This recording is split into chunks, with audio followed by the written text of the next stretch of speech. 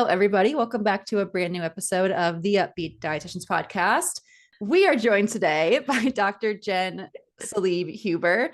Jenn is a Canadian Registered Dietitian, naturopathic doctor, and intuitive eating counselor, and she's on a mission to help women manage menopause without diets and food rules.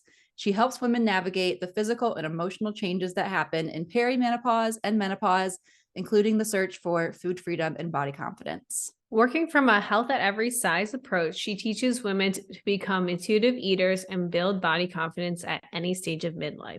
In addition to her one-on-one and group programs, she's the host of the Midlife Feast podcast and community that helps women, quote unquote, undiet their lives after 40 so they can nourish a relationship with food that helps them discover the magic of midlife. We're so excited for today's episode. Enjoy. Hello, Jenn. Welcome to the podcast. We're so excited to have you on. Thank you so much for having me. We are talking about all things menopause and diet culture today, which is so exciting because I don't think we've ever talked about this on the podcast. So what better time than now?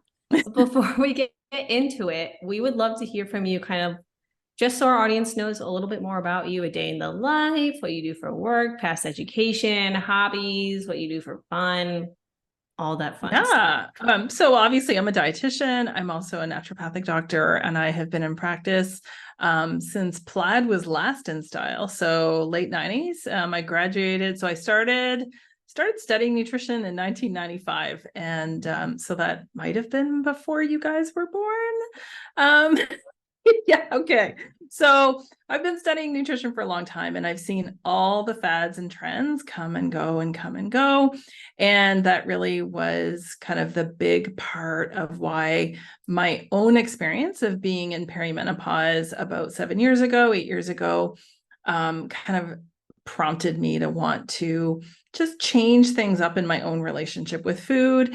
And that kind of led me to do what I do now, which is helping people manage menopause without diets and food rules. So I'm Canadian, but living overseas. So I live in the Netherlands. So I'm exclusively online, which so many of us are these days. And I have 3 kids, 3 cats, and I love to travel. So things are pretty good right now. That is so fun. I did not know that you were in the Netherlands. Mm-hmm. My geography is so bad. I know generally where Amsterdam. I'm like, it's definitely far from Canada. I know that. Yeah. So the Netherlands is in Europe. And so we're kind of like just north of Belgium and Germany. Oh, okay. Yeah. There we go. Very cool. Well, yeah, today is all about menopause. Like Emma said, we have never gotten into this. We haven't experienced it ourselves either. So it just hasn't come up. But we know we have a lot of listeners who have questions about it. So we're so excited to get into this. And we want to start out with the basics, of course. So Jenn, walk us through what exactly is menopause? When does it usually happen? What are some signs of it? What do we look for there? So I think the first thing to remember is that menopause is actually only one day. So menopause is the day that marks 12 months since your last period. And the average age of that happening is around 51, but it really can happen anytime, like in the 10 years or so before that or after that, but it can also happen prematurely. So there will be some listeners at some point who might be in their 20s and actually be in menopause because they're in premature ovarian insufficiency or premature menopause. So keeping in mind that there are some normal-ish average ages, but obviously there's going to be kind of variations on that.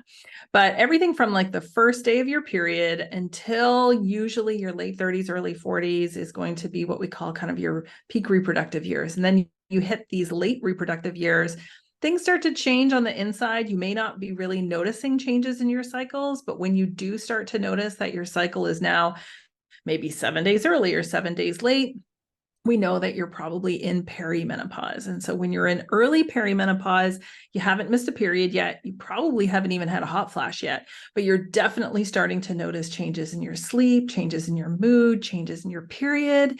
It might be heavy, painful. I describe them as crime scene periods because they can get really, really awful and uncomfortable. And then when you start to skip periods, you're kind of scraping the bottom of the egg barrel, as it were. And so when you start skipping skipping periods, you're heading into late perimenopause, where your estrogen and your progesterone levels are more consistently low. So it might mean that your symptoms are more predictable, but it also might mean that you're having them more often or more of them. So hot flashes, night sweats, vaginal dryness, all of that really starts to kind of come front and center when we're in late perimenopause. So then we hit those 12 months, we call it a day, and everything after that is postmenopause. So when you're in postmenopause, you're kind of in a new normal. Everything is low, you're not going up and down anymore. And for most people, symptoms will start to subside in those first couple of years. Not everyone, obviously, but for most people, myself included, postmenopause has been a much smoother ride than perimenopause. I'm really glad you clarified that it was kind of like one day, because I feel like people view like menopause as like, yeah, I don't even know what the average person thinks how long it is, but I know it's definitely longer than a day. It's like described as like this period of your life when you're going through menopause. Yeah. And so that's a great point. Like, we don't go through menopause, we arrive at menopause. We go through the menopause transition, which is taking us from reproductive to post-reproductive. But yeah, it really is something that we essentially arrive at. But we do go through a lot in the often 8 to 10 years leading up to it. So perimenopause is typically when, people will start to feel like, what fresh hell is this every day that they wake up? They don't recognize the body that they're in. They don't recognize the body that they see in the mirror. They're starting to notice changes in like mood and sleep. So waking up at 3 a.m. for no good reason. So when I went into perimenopause, which was a little bit early, around 37, my kids were like 7 and 5. And so they were finally sleeping through the night and I wasn't, and I was not okay with that. I was really annoyed with that. Or starting to notice mood changes. So anxiety that like creeps up out of nowhere. People will often say, I am not an anxious person. Why am I worrying about every little thing? So noticing changes in the experience, I think, is one of the things we need to talk about more. So we all would have gotten, health education, sex education as we were going through school. And we would consider it a failure of public health if somebody started their period and didn't know what it was, or if somebody became pregnant and didn't know that they were pregnant. We would consider that a public health failure. And, studies suggest that up to 50% of women have no idea that they're in perimenopause when they're in it. So really kind of focusing on the education and the awareness and what to expect, and talking to, I think kids in high school and earlier is what we need to be focusing on, so that we're better preparing the next generations for a more comfortable transition through menopause. That's such a good point. I feel like it's so, first of all, misunderstood. We don't even know what to look for, and also feared too. It's like a really big change, a lot of negative feelings and like mental health changes too, along with physical. And I guess that's a good segue into the next question I have for you is, I know a lot of people express to me that are in this midlife area that body changes, weight gain, that can also be a side effect for some, an outcome, so to speak. What would you tell our listeners who are feeling really uncomfortable or nervous about that possible change? Yeah. And so weight changes in particular are experienced by most people who are going through the menopause transition. You can find studies that will say that it's 80%. I would say that if you poll 100 women on the street, 99 of them would say that they went through body changes as they, were going through this transition. Some of it likely does have to do with estrogen declining, but it doesn't have the impact on metabolism in the way that we once thought. It's not so much that our metabolism slows down. It's that the change in estrogen, one, leads to a redistribution of our assets. And so we go from a more pear shape to more of an apple shape. That is a change that is happening because of, these hormone changes. We also know that as we go through, our 40s, 50s, and 60s, that there's some age expected changes in muscle mass, which likely contribute to overall metabolism. We know that there's changes in activity levels. But if you really look at it on the whole, what we're seeing is that there's this entire population, this entire demographic that goes through the same thing, which tells us that it's normal, right? So a human body is a changing body, and you will not find anybody who makes it through to the other side without some kind of body change. The other really important piece to insert into this conversation is that we're gathering evidence that there is also an increase in body dissatisfaction and body dysmorphia in perimenopause. So we sometimes call perimenopause reverse puberty. And so just like we see young girls and 12, 13, 14 at increased risk for body dysmorphia and eating disorders, we're seeing that peak again happen, a second peak in midlife. So all of that kind of comes together in this perfect storm where you can just not feel like you recognize yourself on the inside or the outside, and it can be really uncomfortable.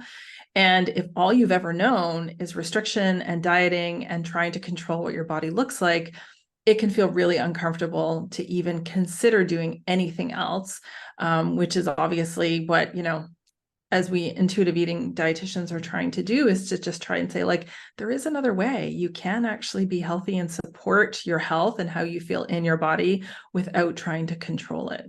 I feel like that is the perfect segue into our next topic. That is like, Hannah started saying that, and I feel like that's just the best way to transition, honestly, is like, because now that you say like, oh, there's an alternative way to think about it for people who are in kind of this midlife time, what are some foods and nutrients that might be beneficial to them?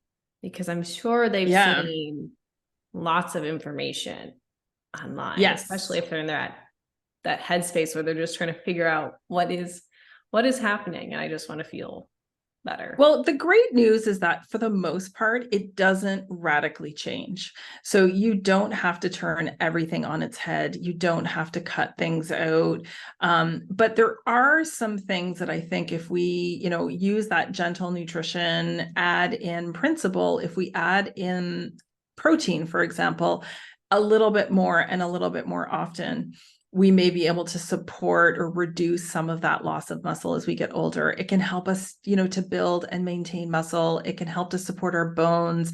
It can help to support feeling full and satisfied at meals. And so lots of people in perimenopause and menopause are dealing with cravings and hunger changes. And so kind of having that focus on what do I want to add in that will improve how I feel in my body is a really great way to stay focused on that kind of intuitive eating and that attunement process. So protein is one of my favorites, but I also really like it to encourage people to try on soy foods and phytoestrogen rich foods. And so foods that contain plant-based or plant-like similar estrogens can help to reduce some of the more bothersome symptoms of menopause, including hot flashes and night sweats. Doesn't work for everyone. And so it definitely seems to be dose dependent, and it seems to be like related to, the word that I love to hate, consistency. So if you enjoy soy foods and can include them often and regularly, you may find that it helps to reduce hot flashes and night sweats. If you hate them and don't like them and have no interest in eating them, then that's probably not going to be the best choice. But there are lots of other reasons to include plant-based proteins too. So just looking at ways that we can kind of add those things in. And then fiber is my other favorite. So you can't go wrong with fiber. It is probably the least sexy food recommendation you can ever talk about. But when we get to midlife, it is also the thing that gives us the most bang for our buck, whether we're talking about heart health or gut health or anything else. So those are kind of my top three. We love the nutrition by addition. It's just like a much more feasible approach than, I guess, speaking of segues, cut out this, cut out that. And we're sure our listeners have heard that kind of stuff, especially as they get towards midlife and bodies are changing. And I feel like the internet gurus love to prey on people who are vulnerable like that. And they sure do looking for help. So what are some maybe like other common myths that like diet culture myths that you hear that you want to debunk? I know I have one I want to ask about, cutting out carbs. Yeah, that's always my favorite. Talk about. Yeah, that's always my favorite. So I always feel bad for carbs because they're so delicious, they're so satisfying, and they're literally everyone's favorite food. And yet the internet loves to hate them. So it's like they can't win. So I always come at it with like facts and evidence. And so I'll say to people, when we look at population studies of people who live really long, one thing that we find consistent pretty much across all cultures around the world is that they include carbohydrates. And we're not talking about a little bit, we're talking about like 45, 55%. Probably a big reason for that is that, as you guys know, glucose is our body's preferred fuel.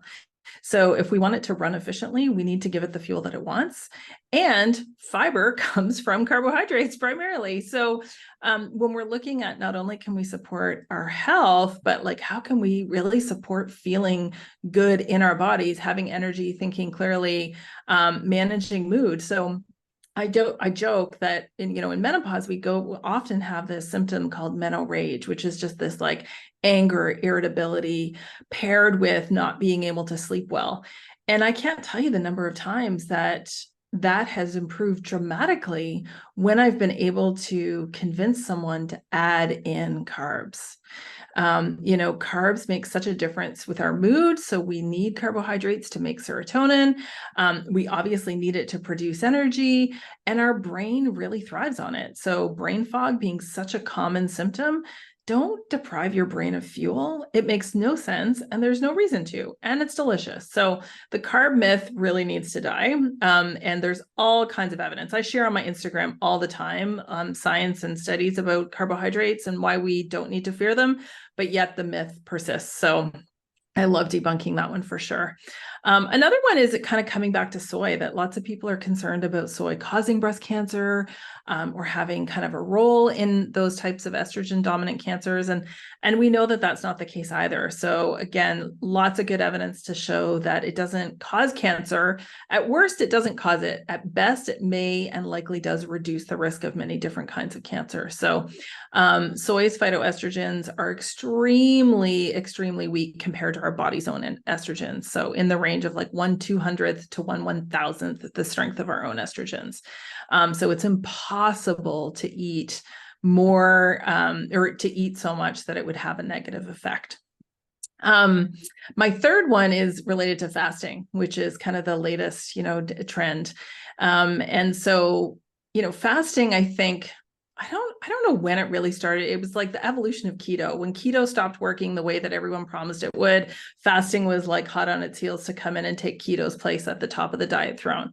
But again, related to how we're feeling in our bodies, it doesn't feel good to only eat in a certain window. It doesn't help our brain to work well. It doesn't help us to fall asleep. And the studies show that it doesn't improve the outcome that everyone thought it would, which was related to weight loss. So I think that, when we're looking at patterns of eating, as unsexy as it is, 3 meals a day, eat when you're hungry, prioritize satisfaction, build balanced plates, like all of those basics that I was taught in 95, and I'm sure you guys were taught as well, was still really hold true for helping to support us at any age, but especially through menopause. I'm always telling people that. I'm like, this is going to sound so boring. They're like, well, what else? They're like, what else? I'm like, I know it sounds like super unsexy and boring, but like, we're not even doing any of these things. Let's start there. And then maybe we can add, more fancy, sexy nutrition in the future. We got to do one thing at a time. So I like, as an example, this literally just came up today. So somebody that I am working with was really struggling with like nighttime eating. And so, was saying like, oh, I'm really good all day. And, I eat well. But then I get to the evening and I just can't stop snacking.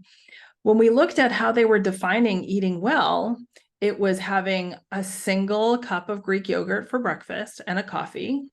It was having a salad with protein for lunch, and then not having anything until dinner 6 or 7 hours later. Classic. And, classic, exactly. And so we just started talking about like, okay, let's actually like have the Greek yogurt, but like, let's add things to it and let's really bulk up that salad and let's have a snack before you head home. And she was kind of flabbergasted at how quickly and easily it managed her quote unquote nighttime cravings because she wasn't going into the evening starving. Like, it sounds really boring, but it works. We don't need a magic formula. We just need to eat. Like, it's as simple as that. Exactly. I'm glad you brought up the fasting too, because that's definitely been, I feel like it's had a phase a couple of years ago where it was huge in my experience from what I see. And then I feel like it's like, for whatever reason, again, just like everywhere all the time. And when we're talking about fasting, one of the biggest side effects that I see of fasting is that it essentially recruits binge eaters. So if you weren't a binge eater before, there's a good chance that you're going to have binge eating like behaviors after even just a couple of months. And if you're dealing with cravings in the evening, do not think that fasting is going to help. Because it is only going to massively intensify those, even if it feels like it's working at first, like the novelty factor will be there. But after a while, you are going to be hungry and you are going to want to eat everything. And it's going to be really hard to pay attention to any of your hunger and fullness cues because you're only going to eat because you can. Mm-hmm. It's not sustainable. No. Or fun. It's not fun as well. No, I love breakfast way too much. Same. Yes. Perfect. Well, I feel like that did a very good job of like kind of chatting and wrapping up all things like menopause, things to add more, things that maybe they've heard online that might not necessarily be true. Do you have any like last thoughts, like lasting messages you want to send our audience away with, if they could take one thing away? Take one thing away is that menopause is the end of your period. It is not the end of you. So many people fear menopause. They fear getting older. They fear what it means, the changes. And I can tell you that I am not alone in loving this next season of life. There is so much to look forward to. And one of the best parts is not having a period. So definitely can look forward to that. But yeah, it's not the end. It's just another beginning, as cheesy as that sounds. I am quite excited for that. One little bonus. That'll be nice. That'll be nice. Well, before we get into our very related bonus question, Jen, let our listeners know where they can find you, any links you want to share, how they can work with you if they're interested. Let them know how they can hear more from you. So the best place where I hang out too much is on Instagram. So they can find me at menopause.nutritionist. And there's a link in my bio with lots of things. But I love welcoming people to my podcast, The Midlife Feast, and also my membership community, the Midlife Feast community. And that's where people can kind of work with me, learn to manage menopause without dieting and food rules, and hang out with other people who are going through the same thing. Amazing. We'll link all of that in the show notes as well, if you guys want to look there too. But thank you so much, Jen, for coming on today. This was such a great episode. I know even if people aren't going through menopause or like approaching it, they're going to take a lot away from this just because there's so much misinformation out there about it, and also a lot of fear mongering about menopause and aging in general. So this will be really great for them to, well, this was really great. By this time they have listened to the episode. So thanks so much. It was for really great. Me. Perfect. We'll see you guys next week. Thanks for listening. Thanks, guys. Bye. Thank you so much for tuning in on this episode of the Up-Beet Dietitians with your hosts, Emily Krause and Hannah Thompson. We appreciate you all so much for continuing to support us. In order to support us and sustain the success of this podcast, please subscribe and leave a rating and review. If you'd like to provide us feedback for future episodes and guest stars, follow us on Instagram at the Up-Beet Dietitians. Lastly, you can show us support by providing a monthly donation using the link at the end of our bio. Once again, thank you so much for listening today, and stay tuned next Wednesday for a new episode. Until then, we hope you have a wonderful rest of your week.